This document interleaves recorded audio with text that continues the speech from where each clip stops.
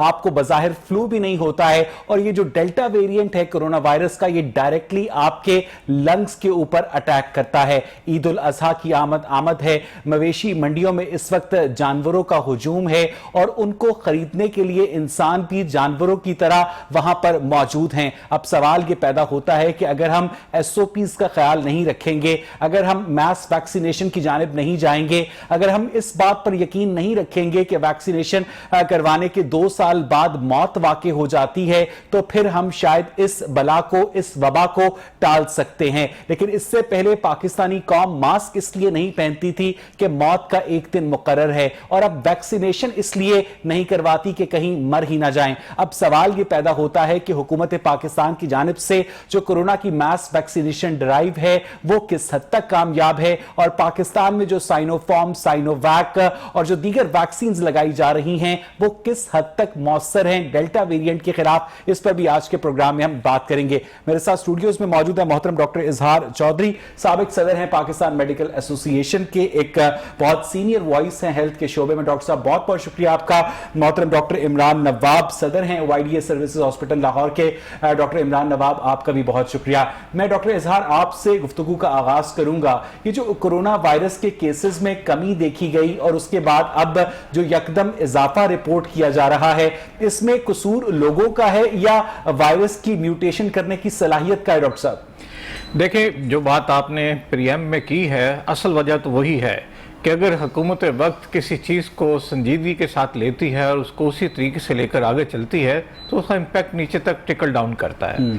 अगर हुकूमत वक्त बीच में ऐसा इंप्रेशन देती है कि अल्हम्दुलिल्लाह हमने इसको जेर कर लिया है, तो लोगों में फिर रिलैक्सेशन फेज आ जाती है। फॉर्चुनेटली और अनफॉर्चुनेटली बहैसियत मुसलमान हम लोग इस अकीदे पे यकीन रखते हैं कि भाई अगर अल्लाह की तरफ से आई तो ये आ जाएगी। हालांकि साइंस और बाकी जो रवाजमात है जिंदगी के, उसमें इसकी गुंजाइश नहीं है।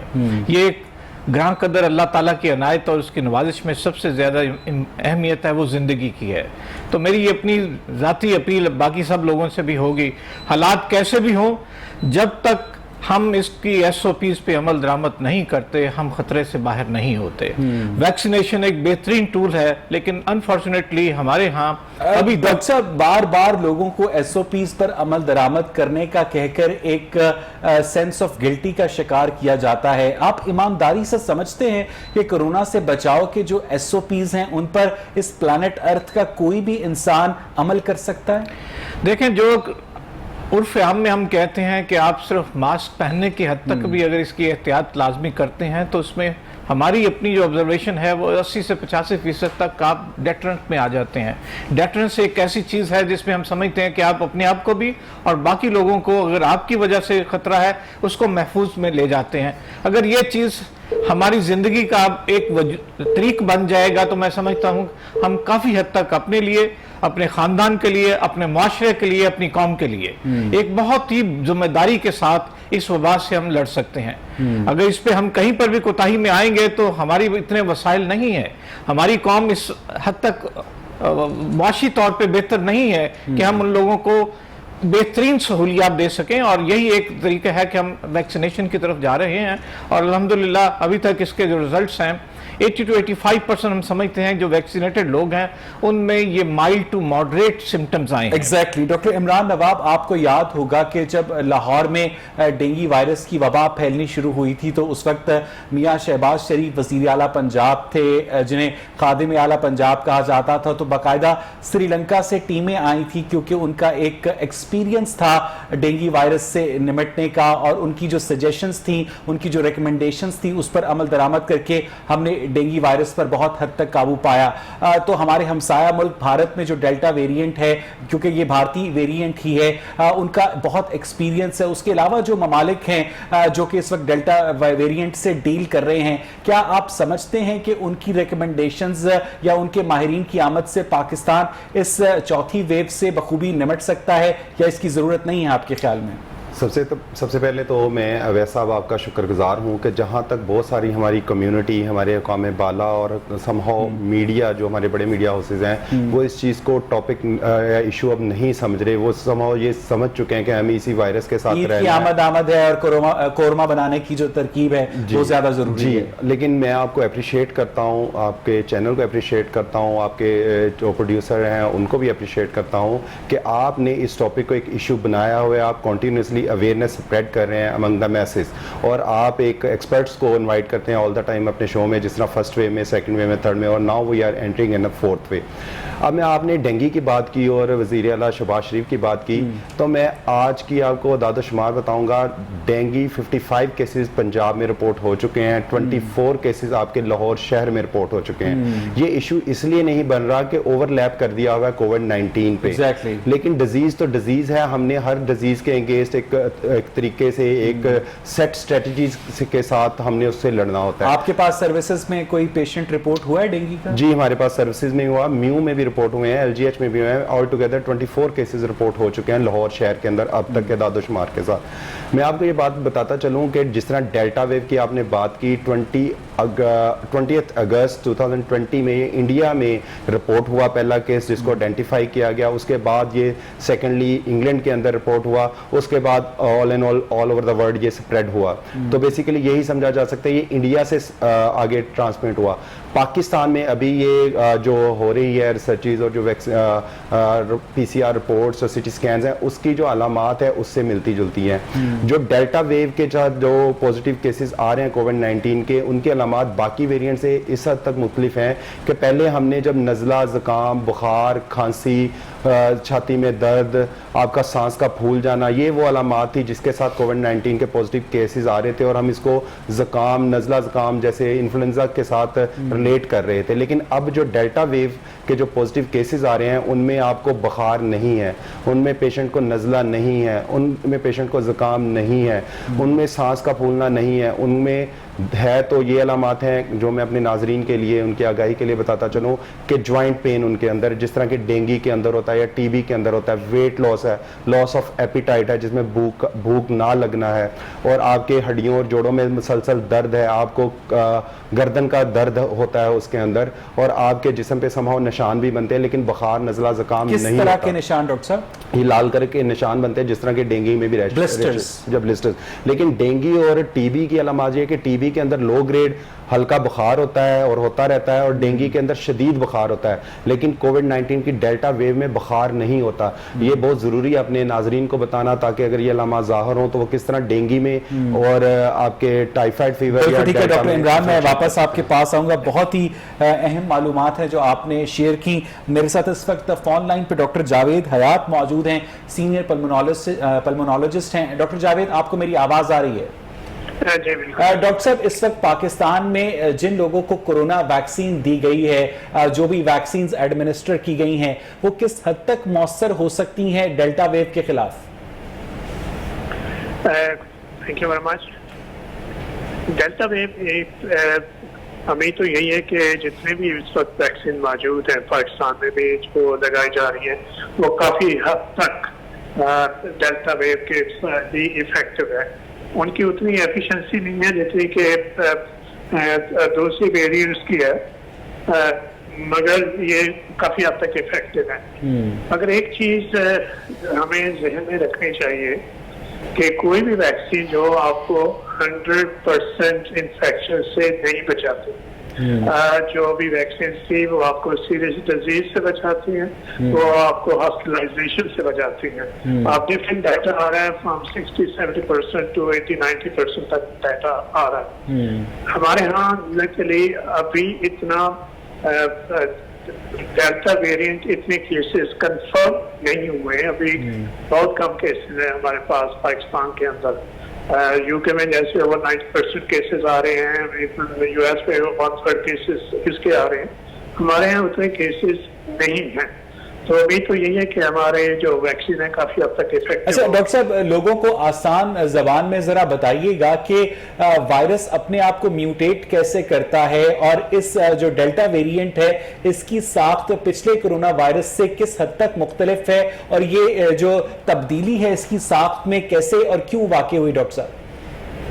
पहली बात तो ये है कि हमें इसकी तफसील में नहीं जाना चाहिए कि वो डेल्टा वेरिएंट है या कि कोरोना वायरस है, क्योंकि दोनों की मैनेजमेंट एक ही है। सिर्फ एक फर्क जो है वो ट्रांसमिशन का है कि डेल्टा बेस ज्यादा ट्रांसमिट तेजी के साथ होता है और कुछ केसेस जो कि रिपोर्ट्स हुए शुरू में पहले कि शायद इसकी सेवेरिटी भी ज्यादा हो। हमारे यहाँ अपना एक्सपीरियंस हमारा नहीं है इतना ज्यादा डेल्टा के बारे में, तो दुनिया भर का जो लिटरेचर और उसी के से भी बात हम कर सकते हैं। लेकिन वायरस की अपनी सर्वाइवल के लिए उसको अपनी हैबिट चेंज करनी पड़ती है। सारे वायरसेस करते हैं। अराउंड 36,000 इसके भी वेरिएशन आ चुके हैं, ऑलरेडी म्यूटेशंस हो चुकी है SARS-CoV-2 के। उसकी सर्वाइवल के लिए ये होता है फंक्शनल, उनकी म्यूटेशंस होती हैं, मतलब बहुत कम होता है जो वायबल होता है। अक्सर जो है वो खत्म हो जाती है खुद ही वेरिएंट। ठीक है, ये अभी हमारे जो अब डेल्टा आ गया, डेल्टा प्लस आ गया, अब थीटा, लीवो, एप्सिलॉन बहुत दूर तक चले गए हैं। अब जो रोमन नंबर्स हैं इस वक्त जो मशहूर है वही हमारा वो डेल्टा और डेल्टा प्लस ही है। बिल्कुल ठीक है डॉक्टर साहब, मैं वापस आपके पास आऊंगा। डॉक्टर इजहार, अब तक जो पिछली वेव्स थी कोरोना वायरस की उनमें हमने देखा कि पाकिस्तान मेडिकल एसोसिएशन की जो रिकमेंडेशंस थी गवर्नमेंट ऑफ पाकिस्तान उन पर अमल तो करती थी, लेकिन उस वक्त अमल करती थी जब पानी सर से बहुत ऊंचा हो चुका होता था। जो टाइमली इम्प्लीकेशन थी, टाइमली जो पाबंदियां थी वो नहीं आयद की जाती थी। क्यों डॉक्टर साहब? ये दुरुस्त फरमाया आपने। हम पहले दिन से एक ही बात करते आ रहे हैं कि जान है तो जहान है। अगर हुकूमत वक्त इसको उस अंदाज से लेकर चलती है जिसमें उनको पॉलिटिकल प्रेशर सस्टेन करने के लिए बहुत सारी हमारी SOPs को नज़रअंदाज करना पड़ता है, तो ये समझते हैं, मैं अपने तौर पे समझता हूँ कि ये किसी तौर पे भी इंसानियत की खिदमत के ज़ुमरे में नहीं आता। ठीक है, मेरे साथ इस वक्त टेलीफोन लाइन पर हनीफ पताफी साहब मौजूद हैं, मुशीर सेहत हैं वज़ीर-ए-आला पंजाब के। हनीफ पताफी साहब, आपको मेरी आवाज़ आ रही है? जी बिल्कुल। हाँ हनीफ पताफी साहब, बहुत बहुत शुक्रिया वक्त देने के लिए। ये कहिएगा कि इस वक्त कोरोना वायरस की जो डेल्टा वेरिएंट है वो मसला किस हद तक संगीन है, कितने केसेस रिपोर्ट हुए हैं पंजाब में और इससे निपटने के लिए गवर्नमेंट ऑफ पंजाब क्या कर रही है सूबाई सतह पर? हनीफ साहब जी, बिस्मिल्लाहिर्रहमानिर्रहीम। जी, सबसे पहले तो आपके प्रोग्राम की तवज्जो से मैं अपनी आवाम को ये बताना चाहूंगा, ये जो चौथी लहर है कोरोना की, ये इंतहाई खतरनाक है। इसके लिए हमें एहतियात की जरूरत है, वही जो हमने स्टार्ट के दिनों में एहतियात शुरू की थी। मैं समझता हूँ कि लोग काफी थक भी चुके हैं, लेकिन इस ईद के ऊपर खास तौर पे हमें एहतियात की जरूरत है, कोरोना SOPs पर अमल करने की हिदायत की जरूरत है। तो गवर्नमेंट, हमारी जो एडवाइजरी कमेटी है उसकी मीटिंग मंडे वाले दिन है इंशाल्लाह। जो भी सिफारिशात इसमें में भी हम दोबारा लॉकडाउन की तरफ भी जाएं, तो मैं आवाम से यही रिक्वेस्ट करना चाहूंगा आपके प्रोग्राम के तवज्जो से कि हमें अगर आवाम की तरफ से सपोर्ट नहीं होगी तो दोबारा फिर हम लॉकडाउन की तरफ भी जा सकते हैं। अगर हम फताफी साहब, आप यकीनन ठीक कह रहे हैं कि अवाम की सपोर्ट की भी जरूरत है, लेकिन आपको तो पाकिस्तानी अवाम के मिजाज का पता ही है कि जब तक इन्हें कानून का डर ना हो, जब तक इन्हें पुलिस का डर ना हो, तब तक ये कुछ भी SOPs हों उन पर अमल दरामद कम ही करते हैं। ईद उल अजहा की आमद है। इस वक्त मवेशी मंडियों के अंदर जो रश है, जो लोगों का हुजूम है, जो खवे से खवा चल रहा है, जो बंदे पर बंदा चढ़ा हुआ है, इस वक्त मार्केट्स में कहीं पर कोई SOP पर अमल दरामद होता तो नजर ही नहीं आ रहा। और कल रात से सिंध गवर्नमेंट ने इंडोर डाइनिंग के ऊपर पाबंदी आयद करने का फैसला किया है, जिमिंग पर पाबंदी आयद करने का फैसला किया है। क्या हमेशा पंजाब गवर्नमेंट जो है सिंध गवर्नमेंट से पीछे रहती है इस तरह के फैसले करने में? हनीफ साहब जी, आप अगर देखें पिछली 3 लहरों में जो पंजाब गवर्नमेंट ने मेरे ख्याल बेहतरीन परफॉर्मेंस दी है अल्हम्दुलिल्लाह। वैक्सीनेशन का टारगेट अगर देखें तो पंजाब को पूरे पाकिस्तान में पहले नंबर के ऊपर है। तो पंजाब गवर्नमेंट भी ये सिफारिशात भेजी हुई है NCOC को कि हम उसी तरह 2 दिन की छुट्टी की सिफारिशात भी भेजी हुई हैं और इंडोर डाइनिंग के ऊपर पाबंदी की भी सिफारिशात भेजी हुई हैं। तो इंशाअल्लाह होपफुली कि मंडे तक चीजें फाइनल कर ली लेकिन जाएंगी। सिंध गवर्नमेंट ने एनसीओसी को सिफारिशात भेजे बगैर ये पाबंदियां कल से आयद कर दी हैं। अगर सिंध गवर्नमेंट अपने सूबे में ये एनसीओसी की रिकमेंडेशन के बगैर कर सकती है तो पंजाब गवर्नमेंट अपने सूबे में ये एनसीओसी की रिकमेंडेशन के बगैर क्यों नहीं कर सकती है हनीफ साहब? जी, हमारी जो कोरोना एडवाइजरी कमेटी है, जो सीएम साहब की जेर सदारत है, वो बड़ी क्लोजली चीजों को देख रही है। तो अल्हम्दुलिल्लाह मैं कह सकता हूं कि पिछली जो 3 वेव्स आई हैं कोरोना की, उसमें पंजाब की जो परफॉर्मेंस है पूरे पाकिस्तान में बेहतरीन परफॉर्मेंस रही है। और इंशाल्लाह अवाम की हमें अभी इंशाल्लाह जो सपोर्ट हासिल रहेगी, खास तौर पर अगर मास्क की पाबंदी को यकीनी बना दें और जो वैक्सीनेशन है उसको पहली फुर्सत में खुद भी वैक्सीनेशन करवाएं, अपनी फैमिली को भी वैक्सीनेशन ये जो तजवीज थी हनीफ पताफी साहब पिछले दिनों, क्योंकि पाकिस्तानी कौम तजर्बे से साबित हुआ है कि किसी जलजले से नहीं डरती, किसी सुनामी से नहीं डरती, किसी वायरस से नहीं डरती, लेकिन एक चीज से बहुत डरती है, जब इसके मोबाइल की बैटरी लो हो जाए तो बहुत परेशानी शुरू हो जाती है, फौरन चार्जिंग सॉकेट ढूंढने की कोशिश करते हैं। तजवीज दी गई थी कि सिम ब्लॉक कर दी जाए उन लोगों की जो कि वैक्सीनेशन नहीं करवाते, तो इस तजवीज पर अमल दरामद नहीं होगा हनीफ साहब? देखिए, इससे पहले ना जितने हमारे गवर्नमेंट एम्प्लॉइज हैं उनकी ये तजवीज थी कि उनकी सैलरी नेट ट्रांसफर नहीं की जाएगी, चेक किया जाएगा रिकॉर्ड में जिन्होंने अभी तक वैक्सीनेशन नहीं कराई। इसके बाद जो हमारे ताजिर हजरात हैं उनकी सपोर्ट में काफी हद तक सपोर्ट रही है, ये भी हम करने जा रहे हैं।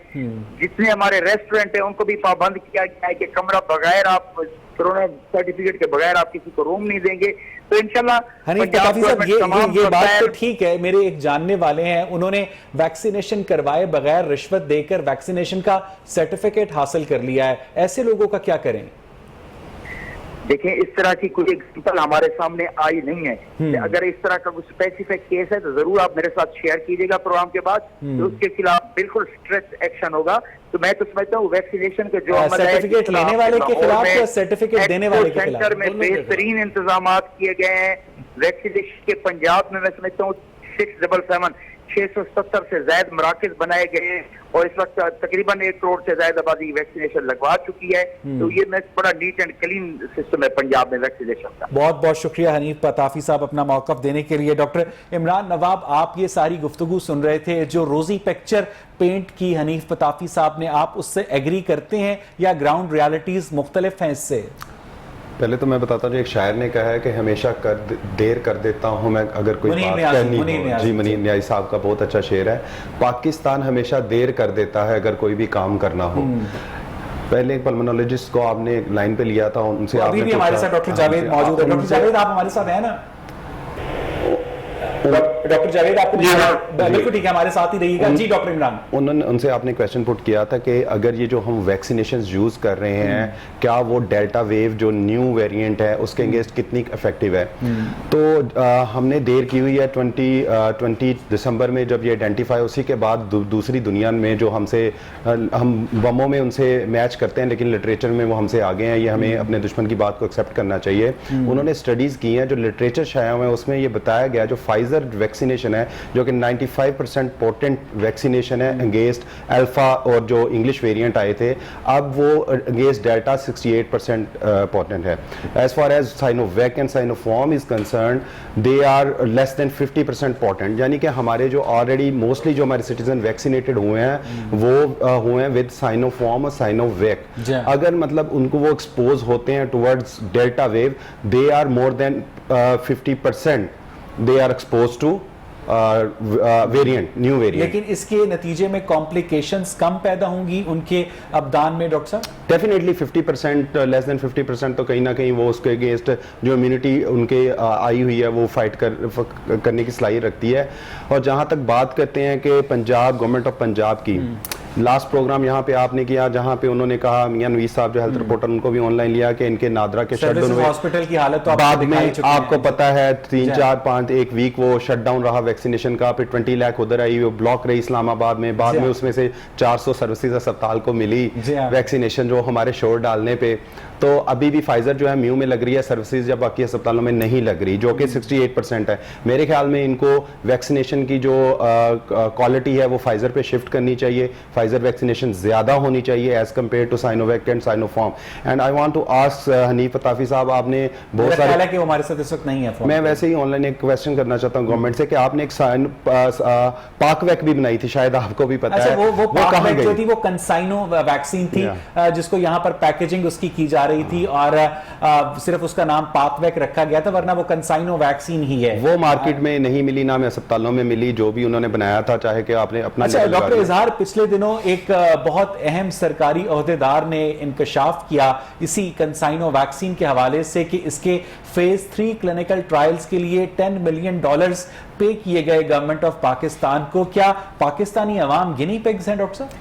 देखें, ये इंतहाई बदकिस्मती आपकी नजर से खबर गुजरी थी, ये खबर हमारी तक भी पहुंची थी, लेकिन चूंकि हम इस एक मुश्किल वक्त से गुजर रहे हैं, तो मेरी आप सब लोगों से एक अपील भी है, इल्तजा भी है कि हम इस मुश्किल वक्त में आवाम को जिस तरीके से आप खिदमत कर रहे हैं कि एक बड़ा कन्वर्जेंट और बड़ा फोकस एक मैसेज देना चाहिए।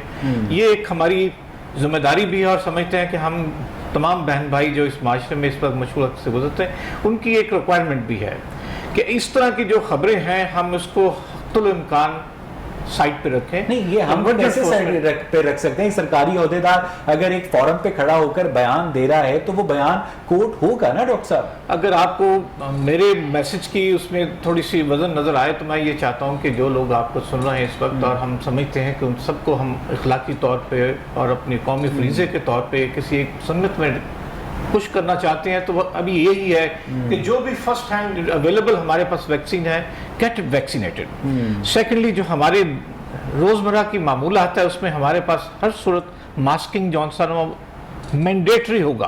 हम इसके बगैर अपनी जिंदगी को आगे नहीं लेकर। ठीक है डॉक्टर साहब, मुझे यहाँ पर एक ब्रेक लेनी है। डॉक्टर जावेद हयात भी हमारे साथ मौजूद है। नाज़रीन, ब्रेक से वापस आएंगे तो कोरोना वायरस का जो डेल्टा वेरिएंट है और इसके खिलाफ जो गवर्नमेंट के और सोसाइटी के पॉसिबल इक़दाम हैं उन पर मजीद बात करेंगे। एक ब्रेक के बाद स्टे विद अस।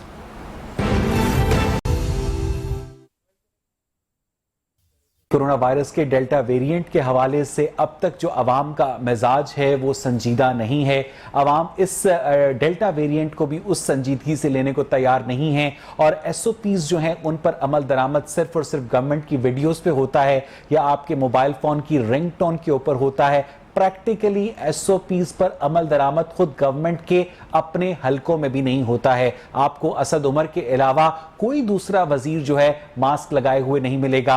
आपको वजीर आजम मास्क लगाए बगैर खिताब करते नजर आएंगे। आपको वजीर आला पंजाब भी बगैर मास्क के नजर आएंगे। आपको कमिश्नर लाहौर भी, आपको डिप्टी कमिश्नर लाहौर भी बगैर मास्क के नजर आएंगे। और अवाम से अपील की जाती है कि आप लोग मास्क पहने। ये वायरस स्टेटस देखकर हमला करता है। ये वायरस सिर्फ और सिर्फ गरीब लोगों पर हमला करता है और हम लोग चूंकि ताकतवर हैं इसलिए हम पर किसी SOP का इतलाक नहीं होता। डॉक्टर जावेद हयात हमारे साथ मौजूद हैं। डॉक्टर साहब, ये बताइएगा कि ये जो डेल्टा वेरिएंट है इसका इलाज भी वैसा ही है जैसा कि पिछली कोरोना की अकसाम का था? देखिए, आवाम के लिए मैं फिर उसी बात को रिपीट करूंगा कि इस वायरस का दूसरे वायरस के वेरिएंट से कोई खास फर्क नहीं है। इनका उसी तरह के ये बीमारी है, ट्रांसमिशन ज्यादा है, थोड़ी सी स्पीड होती है, इसका इलाज भी वही है जो कि हम शुरू से पिछले 1.5 साल से करते हैं। मैं थोड़ा सा एक आपने काफी अच्छी तफसील के बात की इसकी गवर्नमेंट के बारे में पहले बात हुई थी। हमारा एक पॉलिसी बन चुकी है कि हम गवर्नमेंट को क्रिटिसाइज करते हैं, कुछ भी कर रहे हैं। मैं चूंकि खुद मेंबर रहा हूँ corona advising expert advisory group का, और अगर पंजाब में पिछले मार्च से लेके अब तक का रिकॉर्ड देखें, हमारा one of the best records you can see. कभी कहीं उनको थोड़ा सा आप क्रेडिट भी दे दीजिए कि पंजाब में किसी चीज की शॉर्टेज नहीं हुई, कोई गैस की शॉर्टेज नहीं हुई, कभी ऑक्सीजन की शॉर्टेज नहीं हुई, और हमारी जो नंबर से वेल कंट्रोल्ड। अभी भी इस वक्त जब पॉजिटिविटी रेट होता है 9% है, लेकिन 100 में से सिर्फ आपके 2 पॉजिटिव आ रहे हैं। तो हमारी टेस्टिंग भी तो बहुत कम है ना डॉक्टर साहब? जी, आप टेस्टिंग अगर आप वो देख लें पाकिस्तान की, आप टेस्ट लेंगे 47,000 के करीब टेस्ट हो रहे हैं। और रैंडम टेस्टिंग भी नहीं हो रही है, स्टैटिस्टिकल सैंपलिंग भी नहीं हो रही है जो कि होनी चाहिए डॉक्टर साहब। देखिए, आपके पास वेस्ट है। एक वक्त में जब इसकी जो खर्चा था पंजाब गवर्नमेंट का डेली बेसिस पे टेस्टिंग का, वो 3 करोड़ से ज्यादा टेस्ट हो रहे थे और जो आपके पॉजिटिव आ रहे थे वो लेस देन 2% थे। तो ये बात फाइनेंशियल भी देखनी है कि आप यू कैन कंपेयर योरसेल्फ कि आपको जो डेवलप्ड वर्ल्ड है उनके साथ अपने आप को कंपेयर नहीं कर सकते।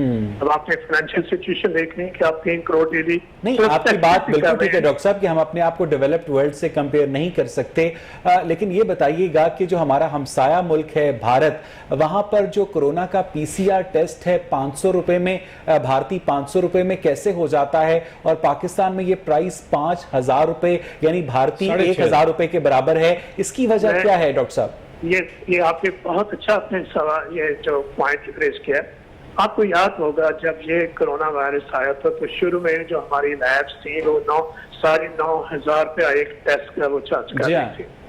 फिर कोरोना वायरस ग्रुप ने इसकी प्राइस फिक्स की 6,500, वो काफी हद तक वो चलती रही। अभी बहुत कोशिश की गई है कि इसकी प्राइस को नीचे लाया जाए, मगर आपको मालूम है हमारे यहाँ इतने प्रेशर ग्रुप्स हैं जो इस प्राइस को नीचे आने नहीं दे रहे।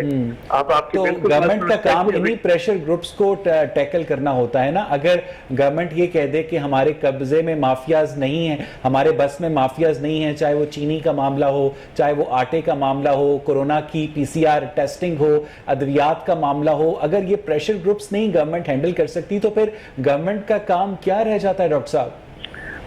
ये तो आपको अभी जो पंजाब गवर्नमेंट के जो तर्जमान से उनसे यही सवाल पूछते कि ये क्यों नहीं, लेकिन हमारी तरफ से जो एडवाइजरी गई थी कि आप इसकी कीमत को कम करें पीसीआर टेस्टिंग की। और एक बात या हमें अच्छी तरह से पीसीआर खाली जो करने से मामला ठीक नहीं होते, जो बार बार आपसे करें एसओपीज का। बहुत से लोग जिनको कोविड था उनका पीसीआर टेस्ट नेगेटिव था, और अभी जो डेल्टा वेरिएंट आ रहा है इसमें ज्यादा नेगेटिव आ रहे हैं, पॉजिटिव नहीं आ रहे। तो हमें इतना एम्फेसिस टेस्टिंग पे नहीं करना चाहिए जो वो एम्फेसिस है। अभी हमने अपनी स्ट्रेटजी जो चेंज की थी वो ये थी कि आप देखें कितने लोग आपके हॉस्पिटल से अंदर आ रहे हैं, वो आपको थ्रू रिफ्लेक्शन आपको एक चलता बताऊं, टेस्टिंग करने के लिए जो आप टीम्स भेजते हैं, जो रैंडम टेस्टिंग की आपने बात की है, वो एक गली में जाते हैं, कहीं खड़े होते टेस्ट ला के लेके थे जी हमने टेस्ट कर रहे हैं। स्कूलों की टेस्ट जो थी उन पर बहुत बड़ा क्वेश्चन मार्क था कि क्या वो सही तरीके से वो टेस्ट कर रहे हैं जैसे करना चाहिए, और जो फॉल्स नेगेटिव थे वो बहुत बढ़ते जा रहे थे। Exactly. एज सिंपल एज के जैसा आप टेस्ट कर दें, जो करने जाते हैं वो किस तरीके से करते हैं, कितना अर्सा वो रास्ते में रखते हैं, कब वो टेस्ट किए जाते हैं, सभी का उसके जो रिजल्ट है उस पर इफेक्ट होता है। तो अभी जो स्ट्रेटजी ये थी कि आप देखें कितने लोग आपके हॉस्पिटल्स के अंदर आ रहे हैं, कितने लोग एडमिट हो रहे हैं, उससे आपको एक पता बिल्कुल ठीक है डॉक्टर साहब, मैं वापस आपके पास आता हूं। डॉक्टर इजहार, आपको मालूम होगा कि इन दिनों इंटरमीडिएट के इम्तहानात हो रहे हैं पूरे पंजाब में, तो जो 18 साल से कम उम्र हमारे बच्चे हैं, क्योंकि ज्यादातर बच्चे जो सेकेंड ईयर के पेपर्स दे रहे होते हैं या तो 18 के हो चुके होते हैं या होने वाले होते हैं, उनमें से ज्यादातर बच्चों की वैक्सीनेशन नहीं हुई है डॉक्टर साहब। तो इनका इस तरह से पब्लिक गैदरिंग्स में जाना, इम्तहानात के सेंटर्स में जाना, कोरोना वेव की जो डेल्टा वेरिएंट की मौजूदगी में सही होगा डॉक्टर साहब? आपने बहुत ही बुनियादी क्वेश्चन किया, और मैं ये समझता हूँ कि ये वो सिफारिशात थी जो पहले दिन से ही हुकूमत वक्त को हम करते आ रहे हैं। वही डॉक्टर इमरान नवाब वाली बात देर कर देता हूँ। बस मैं नहीं समझ पा रहा हूँ कि हुकूमत वक्त को इसमें कुछ भी नहीं लेना देना। अगर आप माशी तौर पे कमज़ोर हैं, आप इसको नहीं कंटेस्ट कर सकते, तो कम से कम आप अपने संजीदगी रवैये के साथ अवाम को कन्विंस कर सकते हैं ना। मैं नहीं समझ पा रहा हूँ कि जैसे आपने बुनियादी सवाल अभी पूछा कि सिंध गवर्नमेंट ने ऑन देयर ऑन कल एक फैसला किया है। Exactly. ये बहुत मुस्बत फैसला है। और इसी तरह जो आपने क्वेश्चन पूछा है अभी ये टेस्टिंग का, तो मेरा भाई ये तो अब उनके घर से चैरिटी बिगिंस फ्रॉम होम, वहां उनका अपना एक अदारा है, हुकूमत वक्त का अपना अदारा है, उनको तो वॉलंटियर करना चाहिए। 9,500 इसी शहर लाहौर में जब लास्ट टाइम हमने लास्ट बीमारी को फेस कैसी किया। बातें करते हैं, बिजनेस अपनी जगह, नहीं, मैं charity नहीं अपनी समझता कि जगह, जब ये गवर्नमेंट अपनी जगह। अब बस डॉक्टर सर, फैसल मैं- सुल्तान सीईओ होने के बाद मुशीर सेहत बन सकते हैं, बस तो अब उसके बाद आपने आप मेरे- उनसे क्या मजीद तवक्को करते हैं? नहीं, डॉक्टर साहब? ये हमारे लिए बहुत ही तकलीफ दे बात थी कि ये नेशनल क्लैमिटी थी और एक बहुत संजीदा इमरजेंसी थी। हम समझते थे कि इसमें ये सबसे आगे होंगे, वॉलंटियर करेंगे, लेकिन उन्होंने सबसे पहले तो अपने अदारे का जो तहफ़्फ़ुज़ किया, उसके बाद कौम की तरफ हालांकि आए। हम देखते हैं कि दूसरे ममालिक में जो कॉन्फ्लिक्ट ऑफ इंटरेस्ट है उसको बहुत सीरियसली लिया जाता है, लेकिन यहाँ जो कॉन्फ्लिक्ट ऑफ इंटरेस्ट है उससे बाकायदा ऑगमेंट करता है कि अगर एक बंदा सरकारी ओहदे पे हो तो वो अपनी पिछली ऑर्गेनाइजेशन को फायदा पहुंचा सकता है। हबीब सर, बैंक की ये तरह। तो बादशाहत की तरह चीजें चल रही हैं और मैं समझता हूं कि ये अल्लाह की मेहरबानी के सिवा क्योंकि हम वजीर इसको और खजाना कुछ नहीं शौकत कर तरीन सकते। भी तो बैंकिंग सेक्टर से आए हैं ना। देखें ना, ये सारी चीजें अब कौम ऑब्जर्व करती है।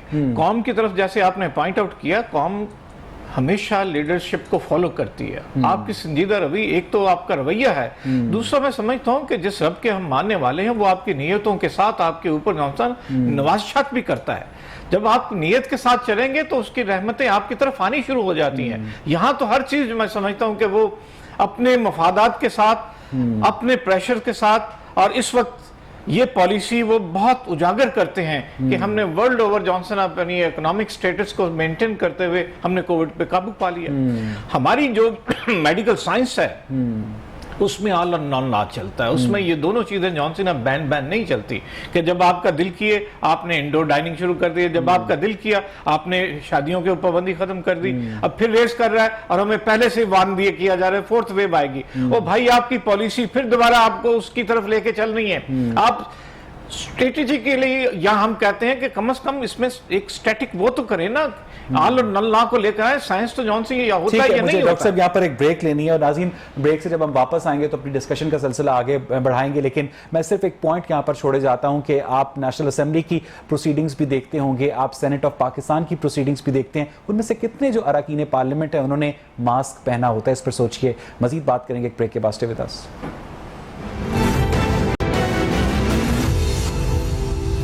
वेलकम बैक नाज़रीन। ब्रेक से पहले हम बात कर रहे थे कोरोना वायरस के डेल्टा वेरिएंट के हवाले से। डॉक्टर इमरान नवाब ने इससे पहले बात करते हुए कोरोना वायरस के जो डेल्टा वेरिएंट है उसकी अलामात के बारे में बताया। डॉक्टर इमरान, इस वक्त जो सरकारी अस्पतालों में कोरोना वायरस से निपटने के जो इंतजामात हैं वो गवर्नमेंट के तमाम तर दावों के बरक्स बहुत नाकिस हैं। क्या इस जानिब आपने कोई तवज्जो दिलवाई है हुक्काम बाला की?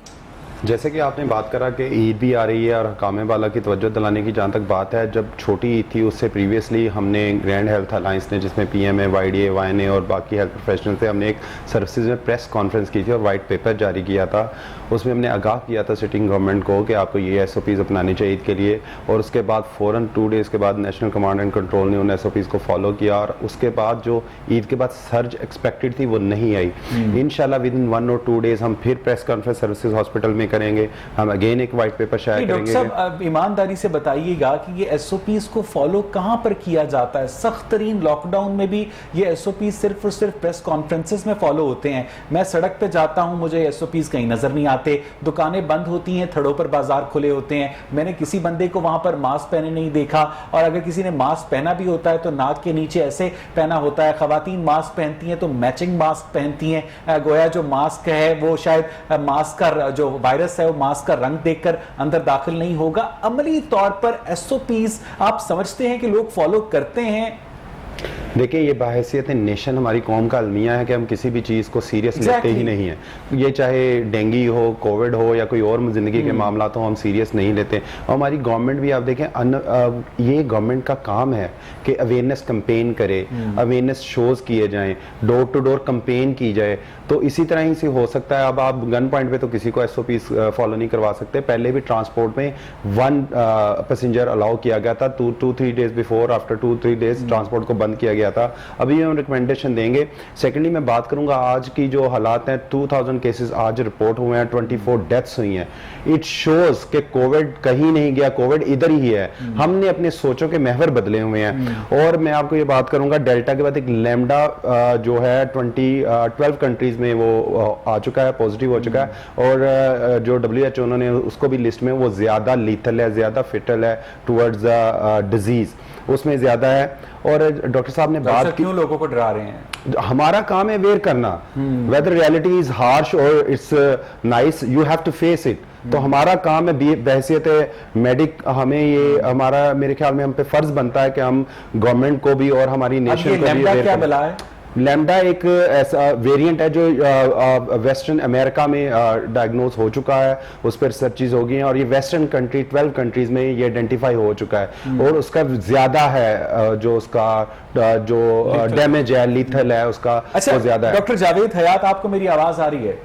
डॉक्टर साहब, इससे पहले दुनिया ने जो पैंडेमिक्स देखी हैं उनका एवोल्यूशन, उनका प्रोग्नोसिस और उनका जो एंड था इस कोरोना वायरस की पैंडेमिक की तरह ही है या कोरोना वायरस उससे कुछ मुख्तलिफ साबित हो रहा है? जैसा कि डॉक्टर इमरान नवाब कह रहे हैं कि अब डेल्टा के अलावा एक लैम्डा वेरिएंट भी 12 मुल्कों में फैल चुका है। जी हाँ, इसने सभी को सरप्राइज किया है कि शुरुआत 2019 में सितंबर 2020 तक ये खत्म हो जाएगा, फिर सितंबर तक चलेगी वही बात, फिर वो 21 इस साल चली आई कि ये खत्म हो जाएगा।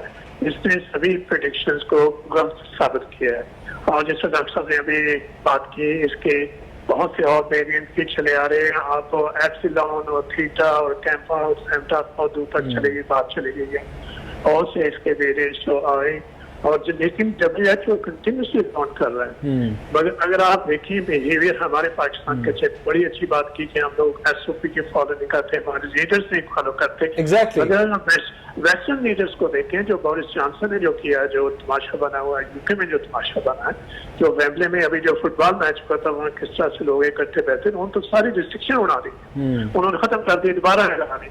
वेस्टर्न कंट्रीज में ज्यादा। अच्छा डॉक्टर साहब, आपने अपनी गुफ्तगू में इससे पहले कहा था डॉक्टर साहब कि आप गवर्नमेंट को इस बात का क्रेडिट क्यों नहीं देते कि ऑक्सीजन की कमी नहीं हुई, मेडिकेशंस की कमी नहीं हुई। मेरे वालिद साहब को कोरोना वायरस हुआ तो मुझे पता चला कि जो 16,000 रुपए का ऑक्सीजन का सिलेंडर था वो मार्केट में 3 गुना प्राइस पर 48,000 रुपए में दस्तयाब है। जो 350 का इंजेक्शन था लंग्स में पानी जाने का, वो मेडिकल स्टोर से ही गायब हो चुका है और ब्लैक में बड़ी सिफारिशों के बाद 750-800 रुपए का मिल रहा है। इसकी जानिब किसी ने तवज्जो नहीं दी। डॉक्टर जावेद हयात, मैं बिल्कुल, आपने बहुत अच्छी बात की। आप गवर्नमेंट को हर चीज पे ब्लेम किए जाते हैं, क्या हमारी इंडिविजुअल रिस्पांसिबिलिटी नहीं है? ये जो ब्लैक मार्केटिंग करते हैं ये मुसलमान हैं, अपने आप को मुसलमान कहते हैं, हज भी नहीं, गवर्नमेंट जो है वो मॉरल अथॉरिटी के ऊपर नहीं गवर्नमेंट करती, गवर्नमेंट जो है वो प्रैक्टिकल अथॉरिटी के ऊपर गवर्नमेंट करती है। आप मजहब के वास्ते देकर लोगों से मोरालिटी पर अमल दरामद नहीं करवा सकते। डॉक्टर साहब, मैं आपको उसके एग्जांपल दे रहा हूँ। एक इंजेक्शन की आपने बात की है जो टोसिलिजुमैब जो था अल्टेमरा के नाम से था। जी हाँ, शायद आपको मालूम हुआ कि अल्टेमरा का इंजेक्शन 5 लाख में फ्लैग हुआ। जी हाँ, बिल्कुल हुआ है। और उस पर गवर्नमेंट ने पाबंदी लगाई है। जो कंपनी ने इंपोर्ट किया था, रॉश की कंपनी, उनकी सारी उनकी कंसाइनमेंट थी वो गवर्नमेंट ने उठा ली थी और उसके बाद वो प्राइवेटली। बहुत बहुत शुक्रिया डॉक्टर जावेद हयात। डॉक्टर इजहार, लास्ट कमेंट्स प्लीज। देखिए, मैं समझता हूँ कि बुनियादी तौर पे जब आप सर्विस कर रहे हैं, खिदमत कर रहे हैं कौम की, आपके तवज्जुह से फिर उनको कहता हूँ कि ये डेल्टा हो या लैम्डा हो, इसमें एक ही रास्ता है हमारे पास कि हम SOPs पे अमल दरामद करें और संजीदगी के साथ हुकूमत वक्त से भी हम अपील करते हैं कि आप किसी स्टेज पे ये ना कहें कि अल्हम्दुलिल्लाह हमने इस पे काबू पा लिया है। जब हमारी तमाम रिकमेंडेशन ये है कि ये अब हमारे साथ रहेगा तो हमें इसको संजीदगी के साथ लेना होगा। बहुत बहुत शुक्रिया डॉक्टर इजहार, बहुत बहुत शुक्रिया डॉक्टर इमरान नवाब। नाज़रीन, आज का प्रोग्राम आपने देखा। अब जरूरत इस बात की है कि कोरोना वायरस की जो ताज़ा तरीन डेल्टा वेव है इसे भी हम सीरियसली लें और SOPs पर अमल दरामद करें, चाहे गवर्नमेंट के लोग उन SOPs पर अमल दरामद करें या ना करें। प्रोग्राम देखने के लिए शुक्रिया।